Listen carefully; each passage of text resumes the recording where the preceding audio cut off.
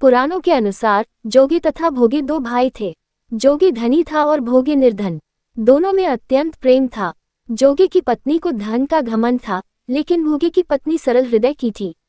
पितृपक्ष के आने पर जोगे की पत्नी ने उससे पितरों का श्राद्ध करने के लिए कहा तो जोगे इसे बेकार का काम समझकर टालने लगा, लेकिन उसकी पत्नी जानती थी कि यदि ऐसा नहीं किया तो लोग बातें बनाएंगे। साथ ही उसे अपने मायके वालों को दावत पर बुलाने और अपनी अमीरी दिखाने का ये सही अवसर लगा। अंत में वो बोली, आप मेरी परेशानी की वजह से ऐसा कह रहे हैं तो मैं सहायता के लिए भोगी की पत्नी को बुला लूंगी। दोनों मिलकर सारा काम कर लेंगे। फिर उसने जोगे को अपने मायके न्योता देने के लिए भेजा। दूसरे दिन उसके बुलाने पर सुबह सवेरे ही भोगी की पत्नी आकर काम में लग गई। उसने भोजन तैयार किया, अनेक तरह के पकवान बनाए, फिर सभी काम खत्म कर अपने घर आ गई।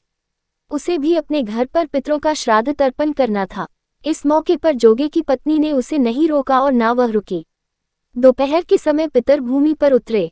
जोगे भोगे के पितर पहले जोगे के यहाँ गए तो उन्होंने देखा कि उसके ससुराल वाले पहले से ही भोजन पर जुटे हुए हैं।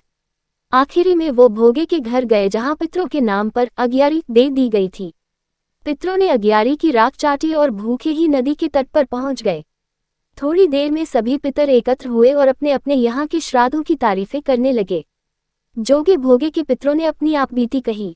फिर वो सोचने लगे, यदि भोगे समर्थ होता तो उन्हें भूखा नहीं रहना पड़ता, लेकिन भोगे के घर में तो 2 वक्त की रोटी भी खाने को नहीं थी। यही सब सोचकर उन्हें भोगे पर दया आ गई। अचानक वो खुशी में चिल्लाने लगे कि भोगे के घर धन हो जाए, भोगे भी धनवान हो जाए। शाम हो गई थी और भोगे के बच्चों भी भूखे थे। उन्होंने अपनी माँ से कहा, भूख लगी है। तब उन्हें टालने के लिए भोगे की पत्नी ने कहा, जाओ, आंगन में हौदी और धी रखी है, जाओ उसे खोल लो और जो भी मिले बांटकर खा लेना। बच्चे वहां जाते हैं तो देखते हैं कि हौदी मोहरों से भरी पड़ी है। वे दौड़े कर माँ के पास पहुंचे और सारी बातें बताईं। आंगन में जब भोगे की पत्नी ने ये सब देखा तो वह भी हैरान हो गई। इस तरह भोगे भी धनवान हो गया। धन पाकर वह कभी घमंडी नहीं हुआ। अगले साल का पितृपक्ष आया। भोगे की पत्नी ने श्राद्ध के दिन 56 प्रकार के भोग बनाए। ब्राह्मणों को अपने घर बुलाकर श्राद्ध किया, भोजन कराया और दक्षिणा दी। सोने चांदी के बर्तनों में जेठ जेठानी को भोजन कराया। इससे पितर बहुत प्रसन्न और तृप्त हुए।